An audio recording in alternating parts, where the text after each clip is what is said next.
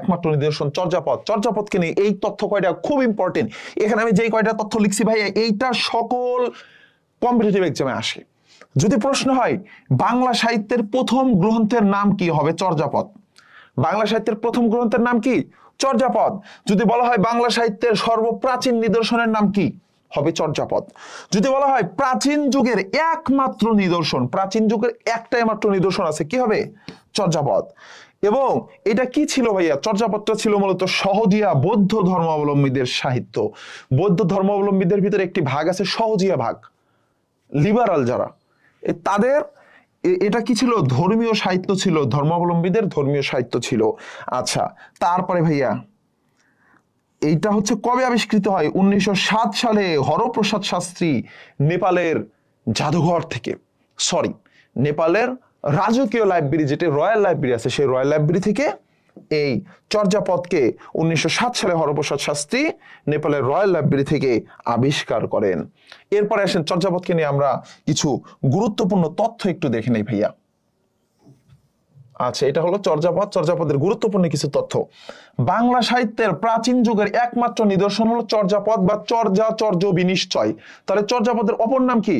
চর্যাচর্য বিনিশ্চয়। এই চর্যাচর্য বিনিশ্চয় থেকে ভাইয়া প্রতি বছর প্রশ্ন আসে।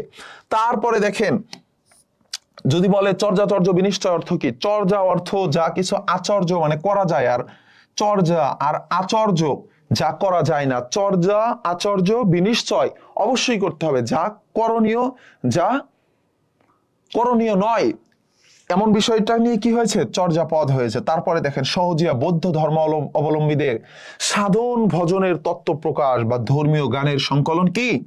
এই চর্যাপদ। তাহলে চর্যাপদ কি ভাইয়া? চর্যাপদ হলো সহজিয়া বৌদ্ধ ধর্মাবলম্বীদের সাধন ভজনের তত্ত্ব প্রকাশ বা ধর্মীয় গানের সংকলন। তারপরে আসেন 1907 সালে মহামহোপাধ্যায় হরপ্রসাদ শাস্ত্রী নেপালের রাজ দরবার থেকে, নেপালের রাজ দরবারের এই রয়্যাল লাইব্রেরি থেকে চর্যার একটি খণ্ডিত পুঁথি উদ্ধার করে। তাহলে আমাদের এই মহামহোপাধ্যায় হরপ্রসাদ শাস্ত্রী কে ছিলেন? উনি ঢাকা বিশ্ববিদ্যালয়ের বাংলা বিভাগের প্রথম চেয়ারম্যান ছিলেন। ঢাকা বিশ্ববিদ্যালয়ের বাংলা বিভাগের প্রথম চেয়ারম্যান ছিলেন। উনি কি করলো? নেপালের রাজ দরবারের যে রয়্যাল লাইব্রেরি আছে, সেই রয়্যাল লাইব্রেরিতে একটি পুঁথি উদ্ধার করলো এবং আবিষ্কারের 9 বছর পরে 1916 সালে এটি প্রথম প্রকাশিত হয়। তাহলে প্রথম প্রকাশিত হয় কত সালে? 1916 সালে। 1916 সালে। এবং চর্যাপদের ভাষাকে বলা হয়েছে কি জানেন? আলো আধারী ভাষা বলা হয়েছে। জানেন আপনারা এটা? আলো আধারী ভাষা বলা হয়েছে। কেন বলা হয়েছে ভাইয়া? কারণ এই ভাষার কিছুটা স্পষ্ট, কিছুটা অস্পষ্ট, কিছুটা দুর্বল